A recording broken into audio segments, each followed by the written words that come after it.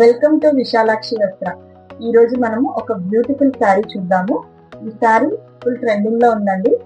ఒకసారి శారీ డిజైన్ ని డీటెయిల్ గా చూడండి. శారీ బార్డర్ అంతా ఇలా మిర్రర్ వర్క్ ఉంది.